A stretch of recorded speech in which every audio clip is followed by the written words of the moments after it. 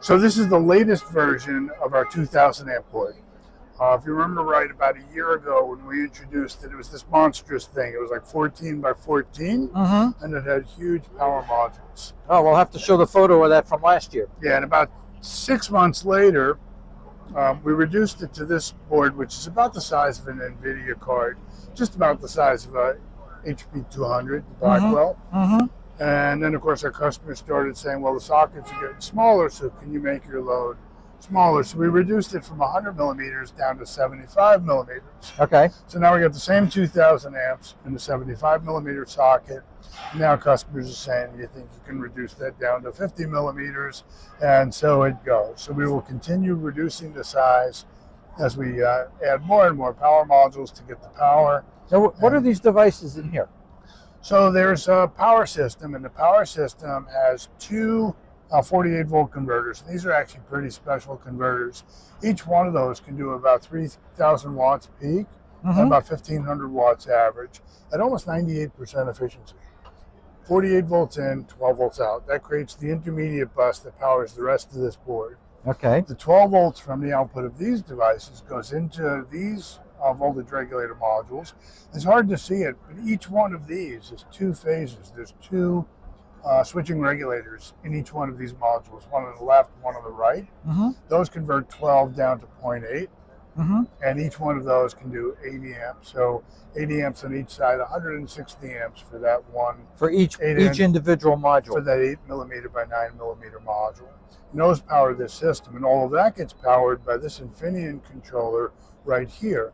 And the Infineon controller does the 32 phases, so the 16 modules, 2 VRMs in each module, so that's a total of 32 phases. The Infineon module monitors all 32 phases, controls the pulse width modulators for each of the 32 phases, and it has a full digital bus that monitors those in real-time streaming. How does it do the monitoring? Bus. So these modules are they're called smart modules, actually. So the module has current mirrors in it, it has telemetry, it has temperature monitoring, and all of that feeds back through a serial bus that goes down into this controller. And there's one of those for every one of these 32 modules. The Infineon controller looks at all of that data, spews it out through a PM bus, and the PM bus we can look at on a terminal. So they'll tell us what the current is in any one of these phases at any time. It'll tell us what the temperature is. It'll tell us what the duty cycle is. It'll tell us everything we want to know about that. Also, it allows us to program things like the compensation for step response. It's a nonlinear controller, so we can do nonlinear effects to try to improve transient response, and all of that is built into this controller. And then we have this ribbon cable, and that goes in the back to a 11-bit high-speed DSP, and the DSP controls the emulation of the high-speed load. So we can control the load at 50 megasamples per second, 11 bits, so that's 0 to 2046 amps in a 1 amp resolution. Okay. And we can do that at not only 50 megasamples per second, but almost 1,000 amps per time. So the setup really is just to replicate what a typical data center core power rail might look like. And today's average core power rail is around 2,000 amps, so this is set at 2,000 amps. And we're using our load to emulate the ASIC. The reason the customers wanted this, originally we thought it was just about load stepping, but the reason that they wanted it to be so fast is that they're using this mostly to evaluate crosstalk and high-speed responses for the control of the VRMs. And so the number one concern from our customers in their new chips is crosstalk. Power rail to power rail and power rail to signal. They're designing these boards now, and what they're saying is they need to design this power board now for an ASIC that they're not going to get for between 2 and 3 years. And so how do they design the board if they can't figure out what the crosstalk and stuff is going to look like? So they're using our high-speed emulators to do that. We're providing this, we use it as a demo board at the conferences, but customers actually buy this board so that they can try to understand what the new metrics and methodologies are. For example, For a decade, I've been teaching two-port shunt through impedance. That's how you measure very low impedance. It's finally got low enough that we can't get enough source power from a vector network analyzer to overcome the power supply noise. It would take roughly 65 dBm to overcome the power supply noise. That's 375 volts as the signal power coming out of the vector network analyzer. A little bit nuts. And so instead, we're using this to do very high speed impedance measurement. And so we do patterns. We can make all different kinds of patterns, like we're showing here, on the screen, where we can do, linear rise and fall times, exponential rise and fall times, sines, pulses, bursts, and we can take the Fouriers of the current and the voltage, any of those positions along that waveform, and calculate the impedance from it. And so one of the complications that we're starting to see just now is that the nonlinear controllers and large signal effects make impedance different at different load currents and different depending on where the time occurs in the switching cycle. The impedance of what changes The when the load impedance changes? of the board, the actual impedance of the power plane that the ASIC sees changes as a function of the current, and it also changes as a function of where in the switching cycle of the VRM this dynamic change occurred. It became very complex. What is the relationship between that change in impedance and that change in current? I mean, I'm going to assume it's somehow nonlinear. It's highly nonlinear. I would assume so. Right. And one of the causes of that is, we have these inductors in the buck regulators, the output filter, and so those have current in them, and that means that there's energy, right? 1/2 Li squared is stored in the inductor. So what happens if I abruptly turn off the load current? I had energy stored in all these inductors. Where's that go? It only has one place to go, and that's into the capacitors. And so in addition to the response that we get from the control loop, we also get this excess energy that had to dump into the capacitors.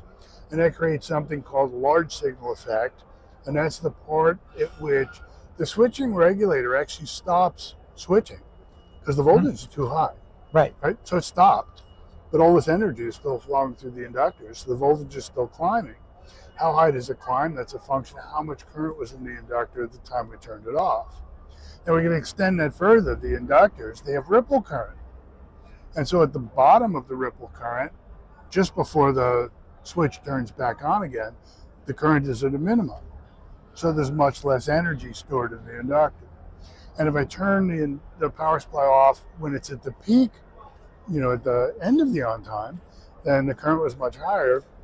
I squared is much higher, there's a lot more energy. So how much that large signal effect occurs depends on where in the switching cycle it happened. Heidi Barnes showed this in our tutorial yesterday, where she actually simulated the step load sweeping through the time base of the switching cycle, the VRM switching cycle. And it's actually parabolic. So as you go from one cycle to the next cycle, the voltage is going up and down. Meanwhile, the controller is actually trying to respond to that. And so they enter into this nonlinear operation of the controller where it says, whoa, the switching stopped, that's not such a good idea. We'll just switch at a different rate. Or conversely, we just applied this load step and the voltage is falling pretty quickly.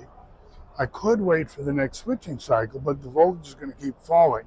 Let's throw out the whole idea of switching cycles and we'll just turn the switch back on to try to keep that voltage up. And so the nonlinear controller is doing all of that. And this creates yet another complexity. How do we tune the controller to get optimum performance? Nobody really knows. And so we're using our high-speed emulator to try to create these patterns so we can look and see what it is we need to do in the controller in order to try to minimize the transient response. And all of this just got really, really complicated. Now you talked about crosstalk. Yes. And you said that you have customers who are trying to design a power system for an ASIC that isn't available right now. Correct. And so since you don't have the part, you may not know just how it's going to perform. I mean, you may have an idea, you may have simulations, but does this board then able to control or vary that crosstalk so you can see how everything responds depending on what crosstalk you might get. We can through the load controller. We can change the pattern of the current. We can change the rise time of the current. Okay. We can change the placement of the current. Mhm. And so yes, without the ASIC, we can't actually see the full speed of the ASIC. But what the engineer can see is how it is that the signals transfer from this power rail to other balls in their FPGA. So, maybe they're interested in looking at how this noise shows up in the phase lock loop balls, or how it shows up in their transceiver balls. And the faster we can make our device switch, the better the integrity of their data, the higher the bandwidth of their data. And so what they want us to do is switch as fast as we can so that they can try and get useful crosstalk. And the crosstalk levels are so low that unless they can get really high delta currents, it's really hard to see it. So that's what they're asking us to do, create these crazy high currents with crazy high edge speeds so that they can evaluate what the voltage is going to look like when it gets to other pins of the device. Okay, very good. Thank you, Steve. You bet.